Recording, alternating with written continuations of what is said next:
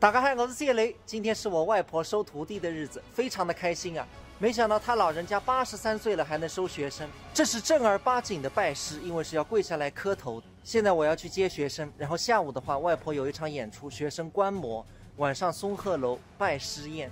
这次正儿八经收徒，这个事情很魔幻。我跟大家说，你们都不一定相信。几个月前，网上有个女孩联系到了我们，说她想学评弹，正好我外婆有空，就她去教了网课，教了学生唱了一些《苏州好风光》《蝶恋花》之类的。结果教了几个月下来，我们就发现这个女孩子的天赋非常好，可以说就是专门为戏曲而生的，金嗓子再加绝对的音准。然后人家小姑娘本身也非常喜欢这一行，然后我们就问了她是做什么工作的，结果你们知道吗？她竟然是宁德时代里面就新能源做电池的，就是和戏曲完全牛头不对马嘴的。这如果转过去难度是非常的大，但是我和外婆就鼓励她，因为她真的是这块料，我们也不想浪费这样一个人才，就希望她去追寻梦想。我们就推荐她去外省去考曲艺团，因为现在很多曲艺团都缺戏曲演员。但是我跟她说了，你考之前先不要辞职，万一没考上，那你就宁德时代里继续做的。结果你们知道吗？就是1月份，她去湖北省曲艺团面试，竟然考进去了，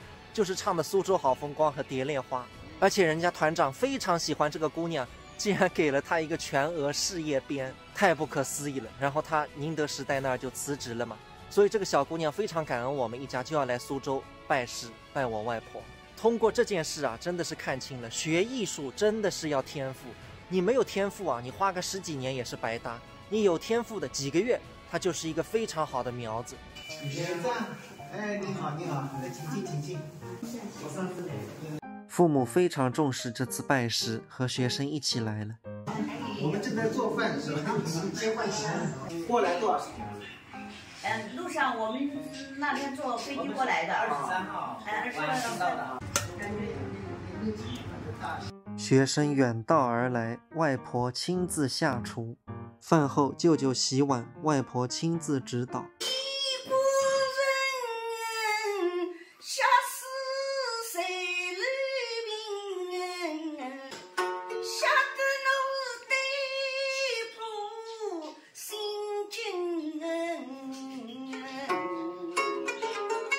出发去演出啦！朋友们，今天演出的地方非常的巧，就在我们家小区的党群服务中心2楼。朋友们还记得前几年我们小区要开一个评弹书场吗？但是后来没有开出来，也是因为资金的问题。像正式的书场的话，1年365天是天天要营业的，这个社区肯定搞不起。但是偶尔来一场评弹演出、惠民演出，那还是可以的。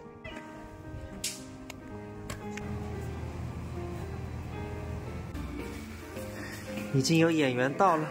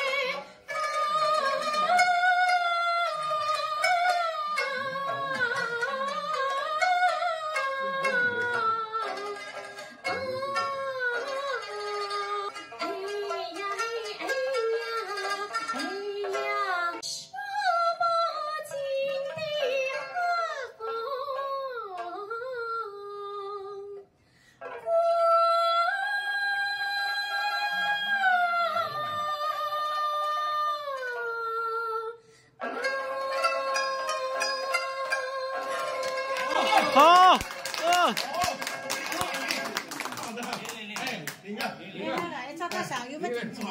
我个人听了也是真的很震撼啊！现场听和网上听他唱又不一样了。小姑娘老家是四川的， 3个月的时间能把这个苏州话磨得这么好，能把这么难的苏州好风光拐的这个调调都这么清楚，真的是天赋异禀。现在他是考入了湖北省那里的曲艺团，团里也是非常看重他，而且他钢琴10级，所以说之后要学3弦琵琶应该也是非常快的，很快就能上手。相信到明年这个时候，他已经可以自己弹琵琶自己唱了。